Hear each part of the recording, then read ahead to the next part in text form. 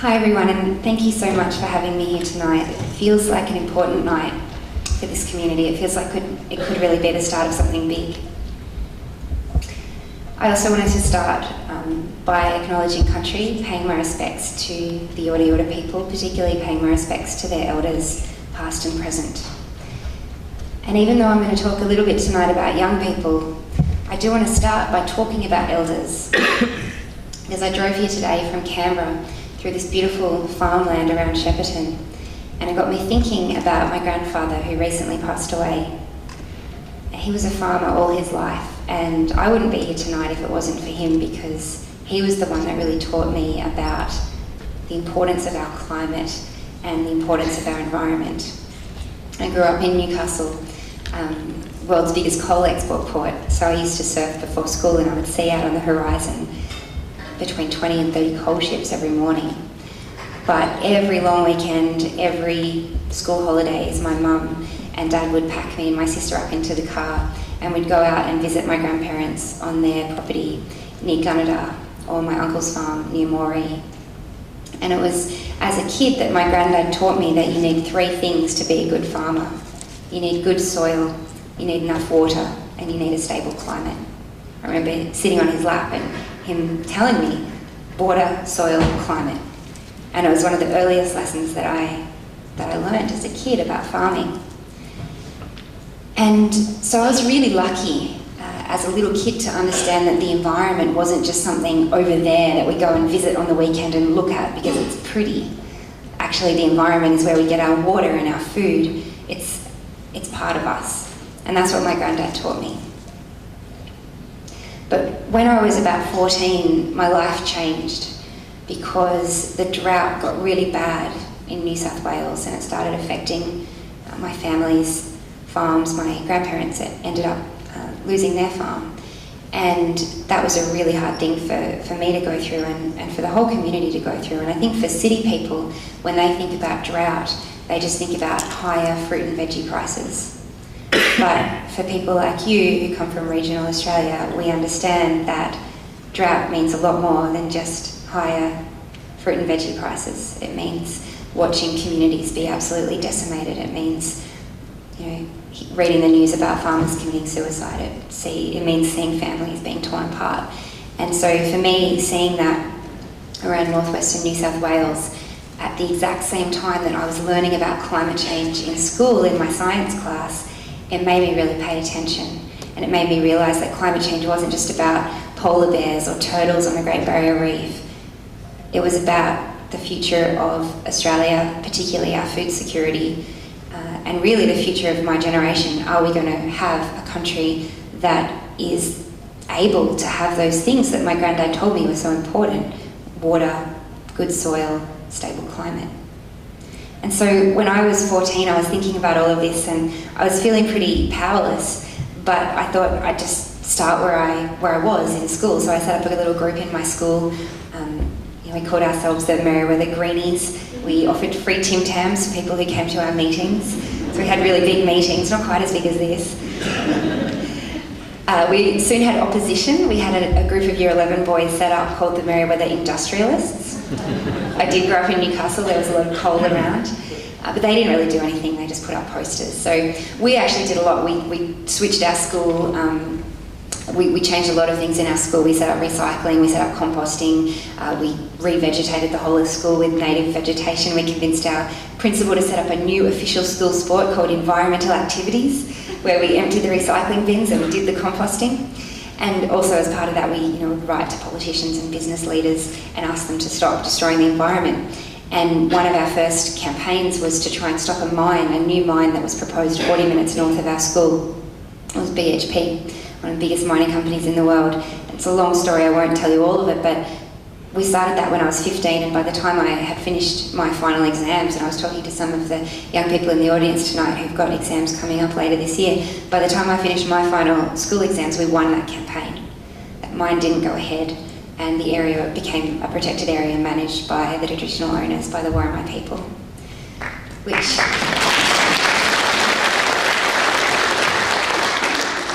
it was an important thing for me to experience because it taught me one thing that I hope you'll take away from this whole evening, which is that we live in a country where change can come from the bottom up. It doesn't have to come from the top down. Where a group of high school students and community residents and traditional owners can actually stop a mine by one of the most powerful companies in the world, it made me realise that we can change things on a big scale. And all of this was done with encouragement from my granddad, which is why I wanted to start by telling you about him. So on a personal level, people often ask, what can I do to make sure my kids turn out with an understanding of the environment and climate change? I say, get your kids into nature and get your grandkids into nature. Make sure they spend time on this beautiful country that we have here. So that's one thing on a personal level, but stepping back for a minute and thinking a bit about the role of elders on a whole society level. I think about this a lot now because past generations, they made sacrifices for the sake of their children. My granddad fought in World War II. He was a fighter pilot and he lost his brother in that war as well.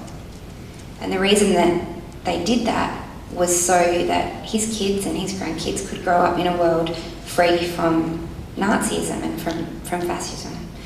And I think about the other sacrifices that people made for us today so that women, for example, could have the right to vote, and what it took for all the generations of women to actually achieve that.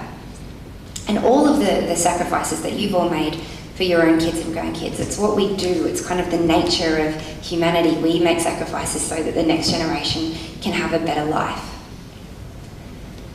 But those of us alive today are witnessing a big shift where instead of society making sacrifices for the sake of our children, we are actually sacrificing our children now for the sake of ourselves. That's what's happening at a global level. It's like we've got this magic credit card, and on that credit card there are all of the things that future generations need for a healthy life. So water and clean air and a stable climate and all the natural resources that we have. But that's a pretty dangerous credit card for just one generation to possess. Instead of recognising how dangerous it is, I feel like our society is going on a giant shopping spree to every single shop and using up all of the things that are on that credit card instead of seeing how dangerous it is and putting it away at the back of the drawer. Because what we're doing is we are leaving future generations with a debt that literally can't be repaid because we're using non-renewable resources at a rate faster than is sustainable, and we're hitting natural limits. Last year I was in Rio at the Sustainable Development Conference, and I was meeting with a group of scientists there who had one goal. They'd been working for years on this goal, and their goal was to get the words planetary boundaries into the global agreement that governments had come together to talk about in terms of updating the world's sustainable development goals. And they couldn't get those words in because the United States government and a number of other governments refused to recognise that planetary boundaries even exist, even though we know that we're overstepping those boundaries already. And so that's what I wanted to talk about today, what kind of legacy we're leaving for future generations, because the biggest limit when we talk about natural limits is the limit that we're hitting of our atmosphere to absorb the huge amount of carbon pollution that we're pumping into it every single year. 30 billion tonnes a year of carbon pollution. It's a lot. And it's changed our world already. The world that I was born into is no longer the world that we have. We have changed some pretty fundamental things. We've melted half of the summer sea ice in the Arctic. I was on that journey with Nick Minchin, and I took Nick to meet the chief oceanographer of the United States Navy. And he showed us his maps of the Arctic, and he said, this is what it used to be and this is what it is now. And this is fundamentally changing the way that the United States Navy operates in this area, because suddenly you've got a whole big bit of ocean. And he also talked about the security implications of climate change when you get changes in sea level and changes in ocean acidification. And for him and for many people around the world, climate change isn't an environmental issue, it's a security issue. So we've changed the Arctic, and that's causing a whole lot of new things to happen up there. We've changed the oceans. We've changed the acidity of the oceans. The oceans are 30% more acid now than they were 40 years ago. And that has huge implications for things like coral reefs, which aren't just about the pretty fish, it's also about the protein that billions of people rely on who live in places like the Pacific. And of course, we've changed our atmosphere. I wasn't very good at science as a kid. I obviously work with a lot of scientists now, but the one key scientific fact, if you remember only one thing about climate change, is that warm air holds more water vapour than cold air. And so what that means is that in dry areas, the atmosphere now is 5% wetter than it was 40 years ago, 5% wetter. So that means we all learned about the water cycle in school. It means in dry areas you get more evaporation happening more quickly from that soil. So you've got drier soil, which means longer droughts and more bushfires. But it also means that you've got all this water that's not in the soil, it's up in the clouds, and eventually it's going to come down, and when it does come down, it results in bigger storms and more flooding. And so that's why we have more extreme weather events as a result of climate change. And that's really what motivated me when I learnt about all of that, to want to do something more than just what I'd done at school. Because the world that we are on track for, where you have more extreme weather events and that affects global food security, I think the most important question that humans have ever asked is what's for dinner? And that question is becoming harder and harder to answer for more people around the world as climate change gets worse. For every 1 degree in global average temperature rise, wheat production globally declines by 10%, and that doesn't even factor in more extreme weather events. So in answering that question and thinking about what we can do to stop that world from coming to be, I think we all need to think about what our next step is in our own worlds, in our own lives. And for me, when I started thinking about this more, I'd been very involved in school and at university, but I wanted to do something that would get more and more young people involved. And when we started, I had this idea with a group of young people to set up an organisation called the Australian Youth Climate Coalition. And when we started, we had, say U4 down the front, we had about that number, maybe less than half of the front row. We had no money, we had no office, we just had an idea. And it grew. It grew. We managed to get people on board. We didn't even have a website. We set up a website. We chose a name that sounded somewhat official, the Australian Youth Climate Coalition. And we started getting young people joining, and now we have over 80,000 young people around the country, and a whole team of young staff who are doing amazing work, over 100 local groups in schools and universities around Australia. But it really did start from nothing. I remember we eventually convinced another organisation to give us office space, and we were all busy with uni as well as setting up this organisation, and I'd come in the morning and often find people sleeping under the desks because we were working so hard. So that we had a polar bear costume and people used to use that as the blanket. Or sometimes they'd have posters. We had lots of posters, and that would become another blanket as well. So from those really humble, very small beginnings, AYCC has now made major interventions in campaigns to get more renewable energy, to get things like the carbon price, and to have big reforms, not just at a national level, but also at a local level. And when it comes to local work that you can do, I'm really excited about the opportunities that you have as a community, especially seeing so many of you here tonight. Because sometimes climate change can feel overwhelming and it can feel like an enormous problem, and you can think, well, what can I do as one person or as one community? And we know it is urgent, but just because something's urgent doesn't mean there's nothing left to fight for. And I think that we actually have more to fight for now than ever, because we, those of us alive today, are the last generation that has the opportunity to actually solve this problem. Future generations won't get that chance.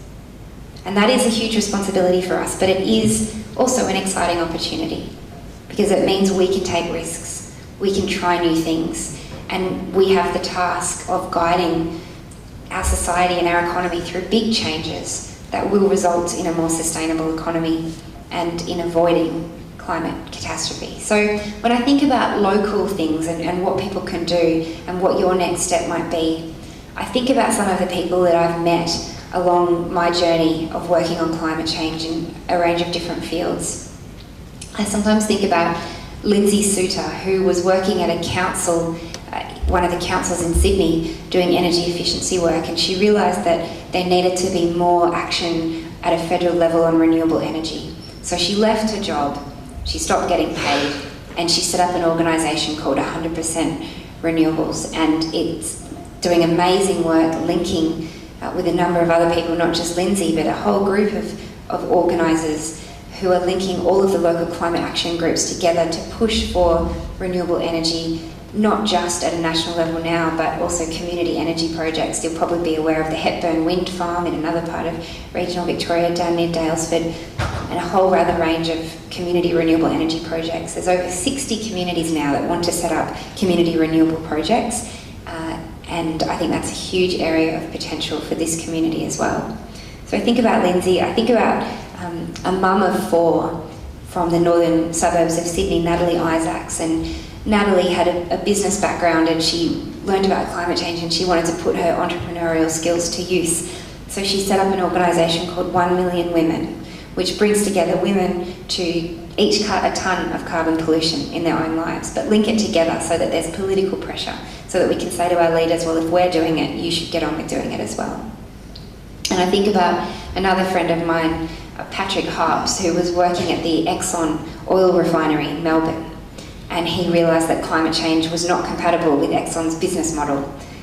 And so he wrote a very powerful resignation letter and went and started volunteering with an organisation called Beyond Zero Emissions, which has done some very important modelling work about how Australia can actually move away from a fossil fuel-based economy and towards 100% renewable energy within a decade. And then I also think about the communities that I'm seeing around Australia starting to get involved in this new aspect of climate change organising, which is around divestment. Now, some of you might have seen Bill McKibben on Q&A on Monday night. Did anyone see him? Put your hand. Yeah, quite a few of you. So Bill's a friend of mine, and we've been talking for a long time about the power of the financial industry and the money that drives climate change, because we know that governments are part of the picture. We have to pressure our governments.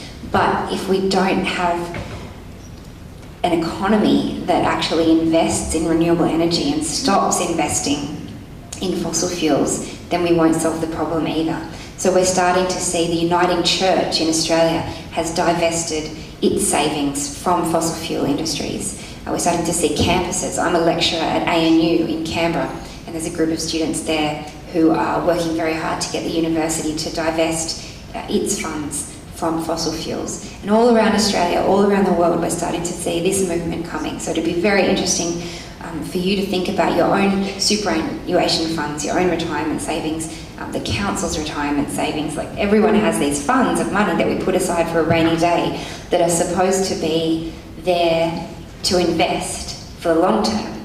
But the problem with climate change is that everyone thinks short term. And we have governments that think about 3-year election cycles, and we have companies that think about quarterly profit statements, and very few people are prioritising the next generation over the next annual report or the next election. So starting to think long term about not just what we do in our behaviour, but also where we put our money is one of the things that we can do. I think, though, the most powerful thing, the most powerful first step is thinking about our own circle of influence. Because we know from CSIRO research that the 2 most common emotions that Australians feel when they hear the words climate change are confusion and irritation. People are confused and they're kind of sick of it. So how do we cut through? We have a broad level of support for action on climate change. 90% of Australians say that they understand climate change is happening and that it's caused by humans. But it's a very shallow understanding. So how do we get people to really understand the urgency of the situation and the fact that this isn't something that's going to go away? And that comes through personal conversations, because that same CSIRO research showed us that the most influential people in changing someone's mind on climate change. It's not scientists, it's not the government, it's not the media. It's their friends and family and neighbours, which means all of you are in an incredibly powerful position to change the way that your community thinks about climate change and acts on climate change. And I think about my mum as an example. My mum is a retired English teacher. She, in her own life, talks to everyone that she comes across, her hairdresser, her neighbours, people she meets on the street, the people she buys her groceries from.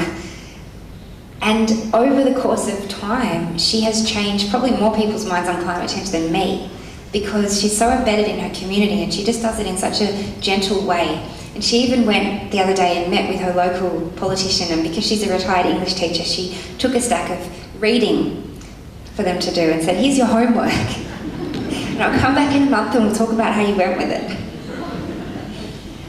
And that's just one person, but the impact that she's had in Newcastle, where she lives, has been enormous.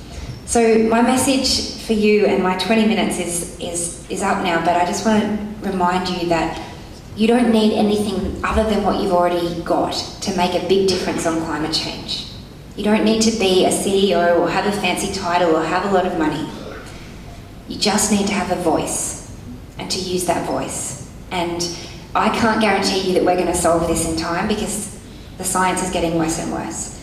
But I can guarantee you that it's important enough that we fight and that we do it together as a community, and that's up to you. So whatever your next step is, I just encourage you to take it. And if you'd like my help, my mission in life is to help people make a difference on climate change. So if you'd like my help in that, I'd be happy to help you. Come and see me afterwards. I'll give you my email address and we can talk about what your next step might be.